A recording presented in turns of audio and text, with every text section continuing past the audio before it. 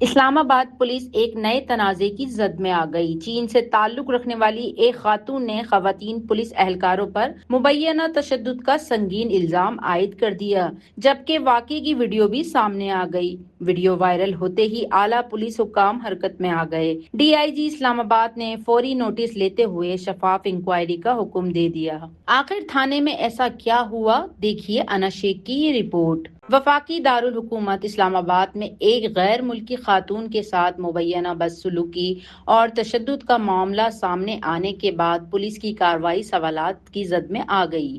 چین سے تعلق رکھنے والی خاتون نے الزام عائد کیا ہے کہ تھانہ کوہسار میں موجود خواتین پولیس اہلکاروں نے انہیں تشدد کا نشانہ بنایا، جبکہ اس دوران ان کی چیخ و پکار کی ویڈیو بھی سوشل میڈیا پر گردش کر رہی ہے۔ ذرائع کے مطابق معاملے کی ابتدا سیکٹر F6 میں مالی لین دین کے ایک تنازع سے ہوئی، جہاں غیر ملکی خاتون نے خود پولیس کو مدد کے لیے طلب کیا تھا۔ تاہم خاتون کا موقف ہے کہ داد رسی کے بجائے انہیں تھانے میں مبینہ طور پر تشدد اور نامناسب رویے کا سامنا کرنا پڑا۔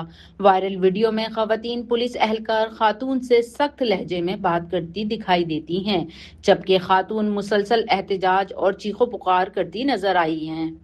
ویڈیو منظر عام پہ آنے کے بعد اسلام آباد پولیس کے اعلیٰ حکام نے فوری نوٹس لیا۔ ڈی آئی جی اسلام آباد کی ہدایت پر ایس ایس پی آپریشنز قاضی علی رضا کو شفاف انکوائری کا حکم دے دیا گیا ہے۔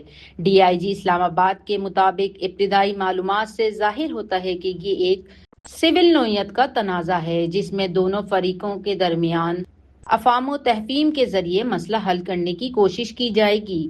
تاہم اصل حقائق انکوائری مکمل ہونے کے بعد ہی سامنے آئیں گے۔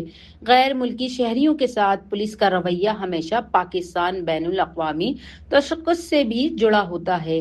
اسلام آباد کے اس واقعے کی شفاف و تحقیقات نہ صرف انصاف کی فراہمی بلکہ پولیس پر عوامی اعتماد کی بحالی کے لیے بھی اہم ہوں گی۔